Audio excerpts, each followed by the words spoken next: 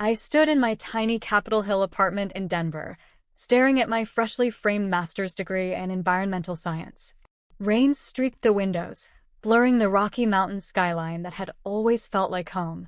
Across town, the Langford mansion in Cherry Creek sparkled with crystal chandeliers and old money portraits. That world had raised me, but it never really knew me. My name is Avery Langford, 28.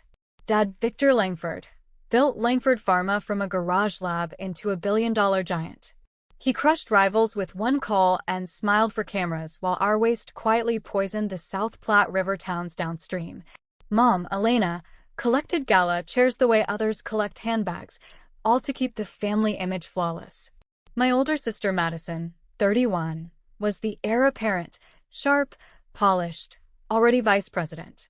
I was the idealist, the black sheep who asked too many questions about the cancer clusters in those river communities. Grandma Abigail had seen it coming. Before she passed, she quietly set up a $10 million trust in my name, ironclad and accessible only after I finished my degree. No one else could touch it. It was her way of giving me wings. When they learned about the money, the charm offensive began. Sudden lunches, surprise visits, family estate planning papers that needed my signature. I smelled trouble.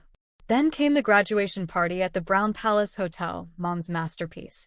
Orchids from Hawaii, a string quartet, every Denver power player in attendance. I arrived in the black dress Mom sent. Madison pulled me aside. "Don't embarrass us tonight." Mom pressed a special flute into my hand. "From your father's private cellar," she whispered, her smile too tight. I'd seen that look before. During the toast, I raised my glass. "To family," I said, then calmly poured half into Madison's empty flute. "Sisters share everything, right?" Her competitive streak kicked in. She downed it. Within minutes her eyes glazed, words slurred. She swayed. I shouted for 911 while security cameras rolled. In the hallway, Mom and Dad's panicked voices carried through the cracked door of a service room. I hit record on my phone. Colorado's one-party consent law made it legal. They admitted everything. The sedative was meant to disorient me long enough for a quick conservatorship filing, letting them control the trust and bury my environmental reports. They never meant to hurt Madison. Wrong daughter. Police arrived. Tests confirmed the compound. Traces from Dad's discontinued trial, never FDA approved.